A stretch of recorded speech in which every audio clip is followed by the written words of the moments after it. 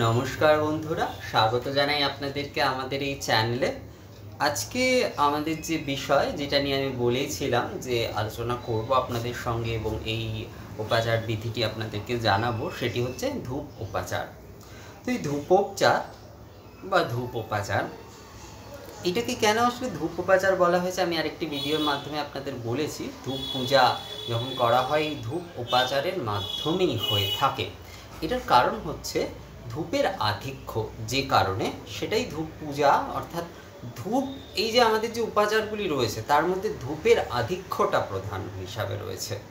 ধূপের আধিক্যটা প্রধান হিসাবে রয়েছে। আমি অষ্টাদশ উপাচার নিয়ে যখন বলবো, সেটার মধ্যেও যেমন ধূপের বেশ কিছু এক্সট্রা জিনিসপত্র রয়েছে, যেমন অনুবাসন আদি এগুলো রয়েছে, কিন্তু এই ধূপ উপাচারের যে বিষয়টি এখানে মূলত, ধূপ উপাচারের যে বিষয়টি এখানে মূলত যেটি রয়েছে, এখানে কিন্তু ধূপেরই আধিক্য রয়েছে।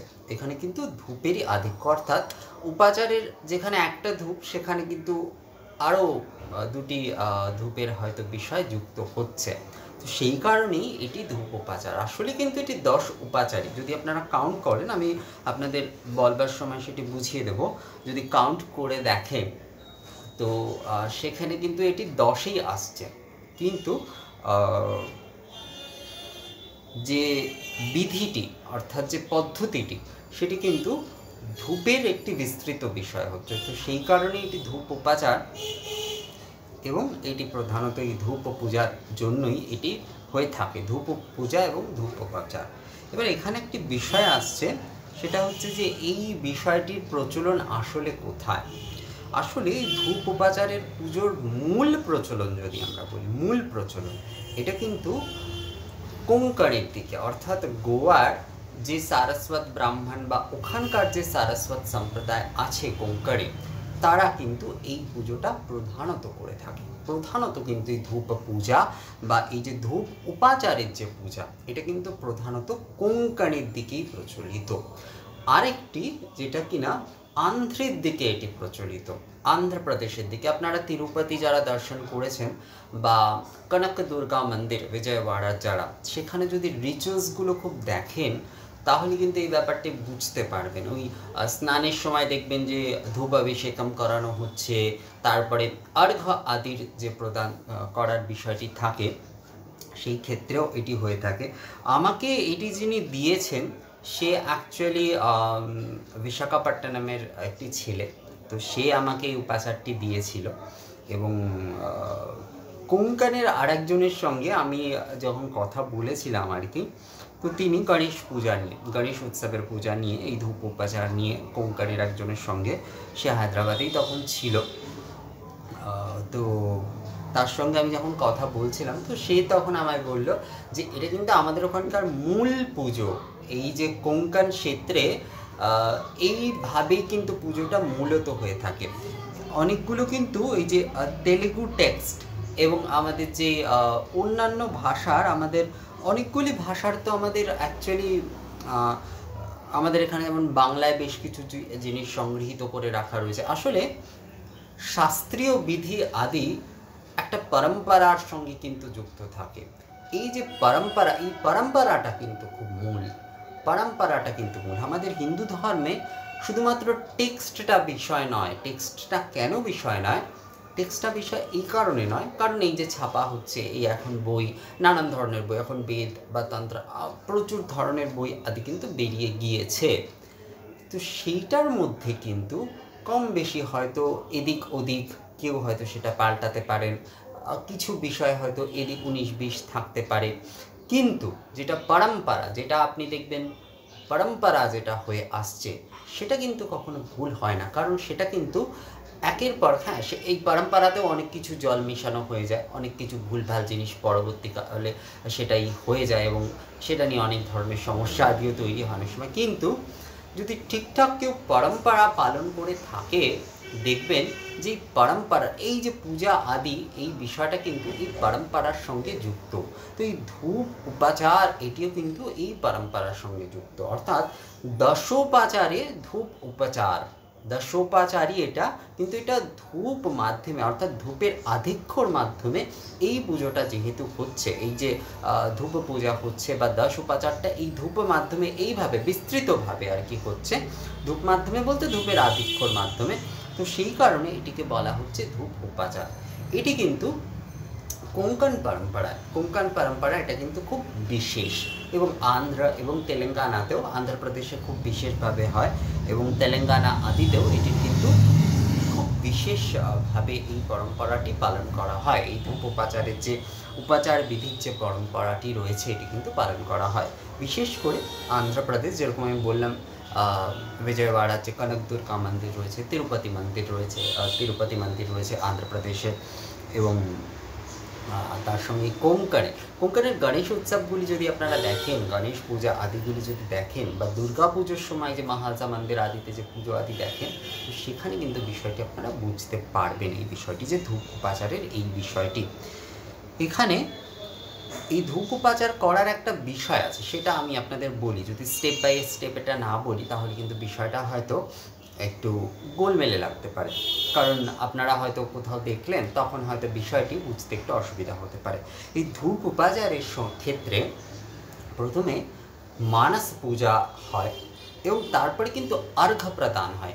এখানে কিন্তু ধূপ উপাচার যখন শুরু হচ্ছে, উপাচারের মধ্যে কিন্তু অর্ঘ্য নেই, অর্ঘ্যটা কিন্তু সম্পূর্ণভাবে একটা আলাদা এসে হয়।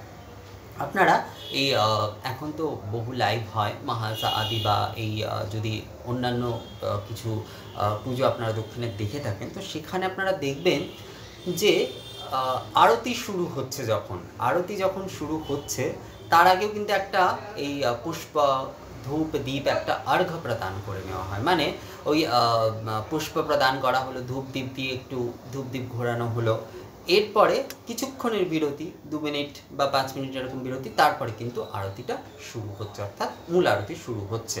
কিন্তু ওই যে আগের ওই যে প্রসেসটা, ওটা কিন্তু অর্ঘ্য প্রদান।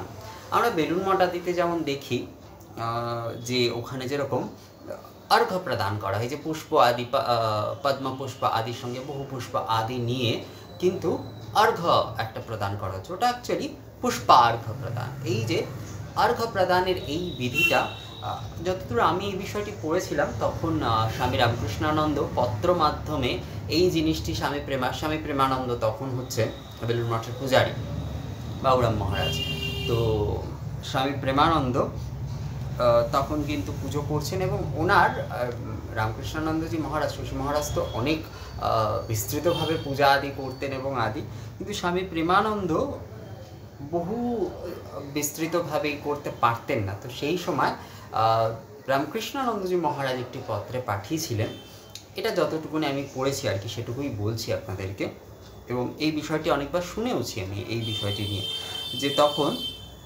যে ওই অর্ঘ্য প্রদান কেবলমাত্র মূল পুজো করে অন্যান্যদের অর্ঘ্য প্রদান করে আরতি করতে, অর্থাৎ অন্যান্যদের আর বিস্তৃত পূজার প্রয়োজন নেই, তাদের শুধু ওই যে পুষ্প আদি, ওই যে অর্ঘ্যটা, ওই অর্ঘ্য প্রদান করে কিন্তু আরতি আদি করতে, অর্থাৎ মূল পুজোটা করে বাকিদের অর্ঘ্য প্রদান করে, নিত্য পুজোর ক্ষেত্রে এটা বলছিলেন, অর্ঘ্য প্রদান করে কিন্তু এটা করতে। এইটা দক্ষিণ প্রদেশে ভীষণভাবে প্রচলিত, এই অর্ঘ্য প্রদানটা সম্পূর্ণই কিন্তু একটা আলাদা বিষয় থাকে, এবং সেখানে এই মানস উপাচার পুজো হলো, এবং তারপরে হচ্ছে এই পুষ্পার্ঘ্য, তার মধ্যে অক্ষত রয়েছে, তার মধ্যে পত্র আদি রয়েছে, তার মধ্যে যে পদ্ম পুষ্প আদি সমস্ত কিছু রয়েছে, এবং একটা পাত্রে অথবা ওই হাতে যেরকমভাবে দেওয়া হয় আর কি, শঙ্খপাত্রে কিন্তু দেওয়া আমি খুব একটা দেখিনি, দেওয়া হলেও হতে পারে, তবে শঙ্খপাত্রে আমি খুব একটা দেখিনি পুষ্পার্ঘ্য প্রদান। তো পুষ্পার্ঘ্য প্রদান অ্যাকচুয়ালি বোধহয় শঙ্খপাত্রভাবে হয় না, তো এই পুষ্পার্ঘ্য কিন্তু দেওয়া হচ্ছে, পুষ্পার্ঘ্য কিন্তু দেওয়া হলো, তারপরে ধূপের অর্ঘ্য একটা দেওয়া হলো, এবং তারপরে দীপ একটা অর্ঘ্য, দীপ ওই পুষ্প আদি দ্বারা। আপনারা হয়তো দেখে থাকবেন অনেক জায়গায় এই ধূপ আদি যখন দেয়, তার সঙ্গে যে বেনারসে আরতির সময় দেখবেন ওই ফুলের মালা বা ফুল আদি ওরকমভাবেই দিয়ে দেয়, বা আমরাও যখন এই যে নিবেদন করি, এই যে পুষ্প, আমি ছোটোবেলায় দেখতাম আমাদের যে পুরোহিত মশাই, উনি যখন আরতি করতেন, তো পঞ্চপ্রদীপটা আমাদের এরকম গোল মতো ছিল, মাঝখানে উনি কী করতেন, ওই মানে এটা অর্ঘ্য নয়, এটা উনি আরতির বেসিসেই করতেন, কিন্তু এটা করতেন, সেটাই বলছি আর কি। ওই যে দ্বীপের যে মাঝখানটা গোল মতো ছিল, যেখানে অনেকে কর্পূর জ্বালিয়ে দেন, তো ওখানে উনি করতেন কি, ওই পুষ্পপাত্র অক্ষত আদি ওইটা কিন্তু ওখানে রেখে দিতেন। এই যে দ্বীপ আর্ঘ্য কিন্তু মানে ওটা রেখে দেওয়ার পরে এইবার আরতি করছেন। তো এই যে দ্বীপ আর্ঘ্য বিষয়টা কিন্তু তাই, আবার ধূপ আর্ঘ্য বিষয়টাও তাই, অর্থাৎ এই যে পুষ্প আদি, পুষ্পপত্র, অক্ষত আদির সঙ্গে ধূপটা অর্ঘ্য হিসাবে দিচ্ছে, দীপটা অর্ঘ্য হিসাবে দিচ্ছে, এবং পুষ্প আদি, সচন্দন আদি এটা একটা দেওয়া হচ্ছে। তো মানস উপাচার পুজো, তারপরে হচ্ছে এই অর্ঘ্য প্রদান এবং এই পুষ্পার্ঘ্য, ধূপার্ঘ্য, দীপার্ঘ্য এই প্রদান হলো। এইবার কিন্তু এই ধূপ উপাচারে প্রবেশ হচ্ছে।